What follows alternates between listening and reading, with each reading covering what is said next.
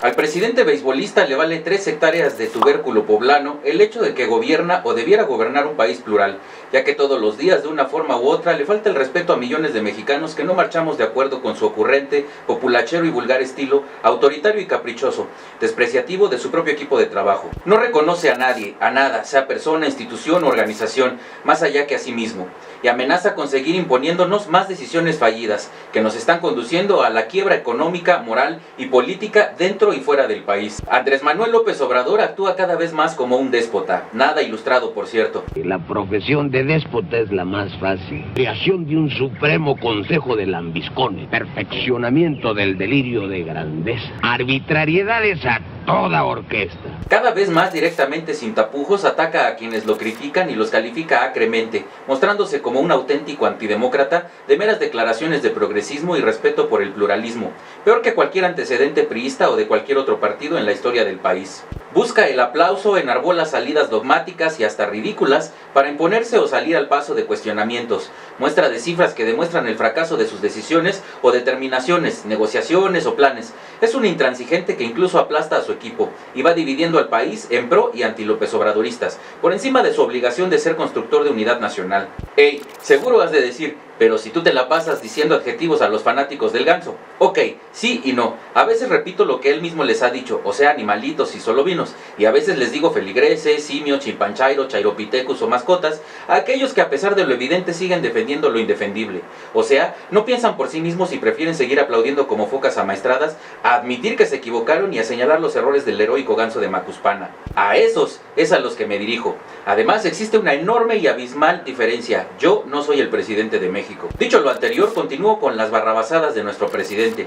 Él calla, corrige o aplaca a sus corifeos, según su conveniencia. Maneja el Congreso y despotrica contra quienes frenan sus imposiciones, amenazando con exhibir a aquellos que no se pliegan a sus deseos. Basta recordar lo que ha dicho acerca de los amparos para frenar Santa Lucía o recientemente los señalamientos a la Policía Federal. A 7 meses de su administración no muestra el menor signo de prudencia, de conciliación y menos de madurez política en beneficio del país. Aunque se afirmó que la Guardia Nacional estaría integrada por civiles para combatir los crecientes índices de inseguridad y de violencia en todo el país, Andrés Manuel usa policía y política para mover su ejército como soldados de juguete a su complacencia, dejando a un lado la soberanía nacional para tener contento a un Trump que se mofa de México y de sus instituciones. Inventa enemigos para ir al rescate de sus allegados, como es el caso de Claudia Sheinbaum, siendo la sociedad de la capital de la República quienes exigen cada vez más resultados contra la escalada de secuestros, asaltos, violencia y muerte que aumenta día a día, sin que se implemente una estrategia no para resolver esa problemática, sino al menos para refrenarla.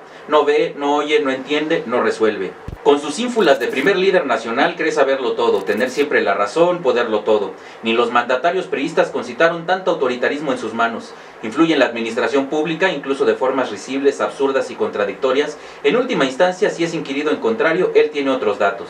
Información que no muestra, que no confronta, que no aclara nunca. Para eso tiene sembrados en sus mañaneras disque a periodistas o representantes de medios gansito a modo, designados para estorbar o impedir la participación profesional de personajes de los medios que cuestionan con fundamentos, esperando respuestas que no llegan o que son condenadas con epítetos calificativos y hasta ofensas, hipócritas, cretinos, etc. Eso sí, en su apoyo aparece sospechosamente siempre la alabanza y el ataque terciado, a callar antes que aclarar, transparentar, definir y menos reorientar consensos y disensos. Ya todos conocemos sus nefastas lecciones de historia, su falseada y distorsionada ideología que él llama de izquierda.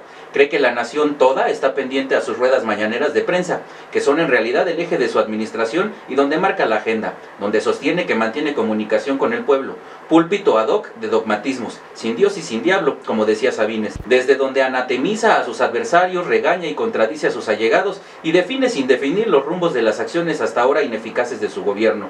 Incluso sus homilías de corte religioso están signadas por la ignorancia, el fanatismo y los equívocos. Los hechos y los argumentos, las pruebas o la aceptación de posibles errores no forman parte de su proceder como primer mandatario de una nación que se preciaba moderna, democrática y abierta al cambio.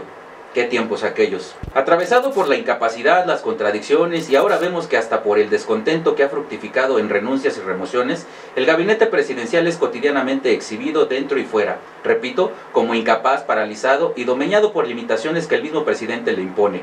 ¡Qué falta de dignidad! Engrandece temporalmente a algunos, como a Ebrard, pero les coloca marcaje personal para no dejarlos crecer o destacar. Ahí tenemos a la mismísima secretaria de Gobernación, que no tiene la menor posibilidad de mover, de encabezar, de acordar con su equipo, y que por cierto no tiene empacho en reconocer que desconoce cómo cientos de miles de migrantes han podido llegar a los Estados Unidos, por mencionar un ejemplo. Resulta evidentemente desplazada bajo un simulado desconcierto y descontento. La mayoría de su burocracia se esconde en un denso manto de oscuridad, de agobio, ajetreo inútil, contención, ineptitud y de temor. Solo Andrés Manuel es apóstol, profeta y rey. El resto de la administración se agazapa en mudos y sordos equilibrios, cuyos hilos tiene en la mano el güey, tlatoani tabasqueño. Incluso promete y luego les da la espalda a empresarios que un día sí y otro también esperan rectifique el camino. Todos hemos podido constatar cómo lenta pero sostenidamente ignora y pisotea las leyes, incluso actuando en sustitución de la propia Constitución de la República.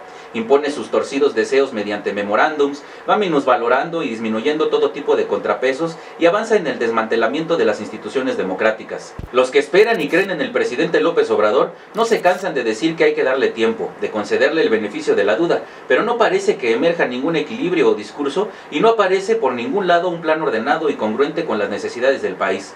El Plan Nacional de Desarrollo es una colección de frases de campaña sin sentido para guiar los caminos al progreso y al desarrollo, según él, claro. No se espera una racionalidad política hilvanada con diálogo, deliberación o erigido sobre consensos. El protohéroe autoritario y caprichoso, el líder provinciano en eterna campaña, es quien manda, quien divide, quien recela y condena a quienes no lo aplauden, quien pretende así llevar a México a una cuarta transformación en medio de sus desvaríos, dislates y fanfarronadas. Efectiva y evidentemente existe una cuarta transformación. La reversa es cambio y la destrucción transforma. Lo dije una vez y lo repito. Pobre México, tan lejos de Dios y tan cerca de Andrés Manuel. Sigue nuestras redes en Alterno 180, espero tus comentarios. Suscríbete y presiona la campana para recibir las notificaciones.